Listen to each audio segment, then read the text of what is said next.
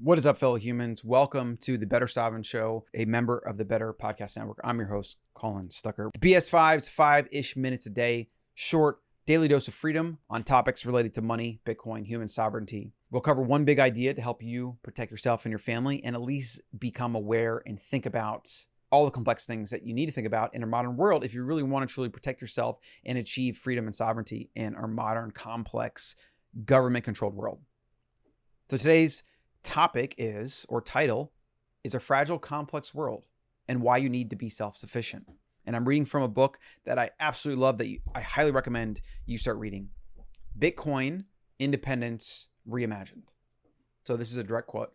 In order to be in control of one's wants and needs, one needs to be self-sufficient. In order to become self-sufficient, one needs to be allowed to pursue one's goals relatively unhindered. When markets aren't truly free, but crippled by interventionalists, self-sufficiency becomes harder to achieve. This skews the prices of stuff that people want in comparison with the prices of what they actually need. People who aren't even close to being self-sufficient, but still have a steady income from Social Security programs, buy frivolous things they don't need all the time.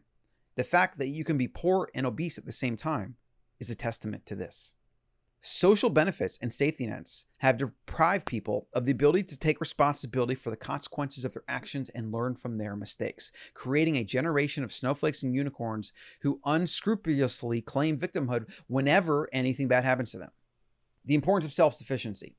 Man, there's so many places to go with this.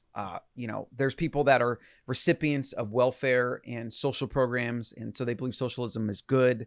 They don't understand how society at large and how other people suffer from it. They don't understand the fragilities it creates. And for a period of time, it may work, or at least be, I don't even want to say work. Maybe it will be, not sustainable, but maybe it won't break until we have a massive collapse and these things just fail, as fiat will fail, governments will fail, etc. But without that, going into that deep rabbit hole and all the reasons why or whatever, let's talk about this quote here. You deprive people of the ability to take responsibility, and not actually ability, because you could still take ability. So that's probably not the right word. You deprive people of how the world actually works. When you support them and give them things, and they don't learn that if they do certain things, act a certain way, have certain habits, that they're going to be rewarded or not rewarded, right? Or negatively rewarded. If they don't learn that lesson, just like a free market has to have natural price discovery and competition has to be able to do its thing. And every little intervention from government creates fragilities because it removes basically nature.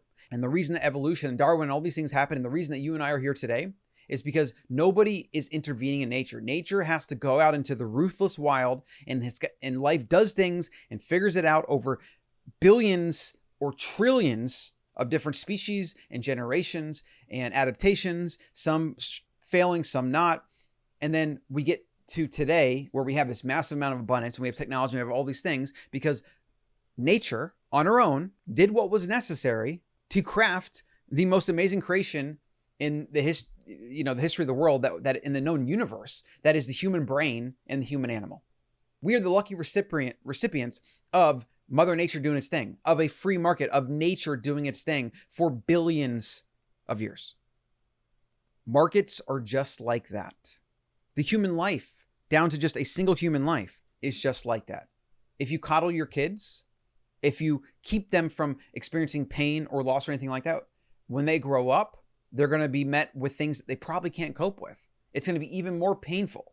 They're going to be blind to the ability to even learn that maybe if they do something or say something, it doesn't work out that way because mom and daddy aren't here to protect me or save me or whatever.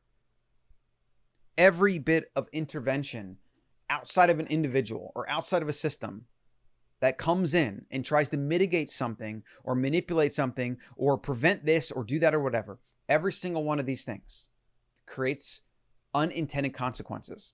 What's so ironic about this is something like the $15 minimum wage. And I'm going to wrap the show after this thought. The $15 minimum wage, they had this passed, I believe it was car washes, hand car washes in New York. They made it so that you couldn't work at a hand car wash if you weren't getting paid at least $15. So employers had to pay all employees at least $15. And you want to know what happened? It moved to automated car washes. The people that had a job at maybe $10 an hour or $8 or whatever they were willing to work at had to go underground and flag people down on the side of the street and create a black market to be able to then hand car wash at a lower rate than what $15 an hour could justify in the confines of a traditional legal business. So this law that was intended to, I guess, protect car wash workers actually hurt consumers because they couldn't get a hand car wash for a good enough price, right? Which then moved more people going to automated services and entrepreneurs killing jobs and going more to automated services because it was more cost effective and they couldn't literally economically sustain it because the market couldn't sustain it.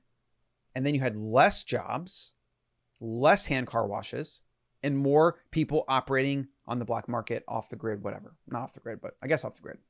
That's what's so ironic about this stuff is governments, they never track whether their interventions actually do anything. They just write a law or a regulation and then it sits there and then they send out their cronies to basically enforce it regardless of whether it's good for people or not or there's consequences or not. This is pretty much modern humanity for you, actually, in a nutshell. Now, I could go on and on about this, but again, the show, The Better Sovereign 5, is going for 5-ish minutes a day. And I'll post this on iTunes, YouTube, Google Play, Spotify, all the different places you can find your podcast app and or YouTube. You can also follow me on Instagram and Twitter, Colin Stucker. Get the Better Human newsletter, which is the hub for everything, over at colin.coach.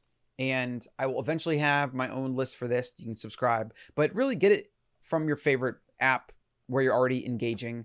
And I hope every single day you get like one big idea or one thought or one thing that leads you to think differently or just think in general, or try something new or whatever. And then you can also check out the sister show, the BH5, the Better Human 5, which is the daily Better Human podcast 5-minute-ish show that is based on the same thing, but more from a growth, health, physical, just everything else that is not money, sovereignty, or governments and things like that.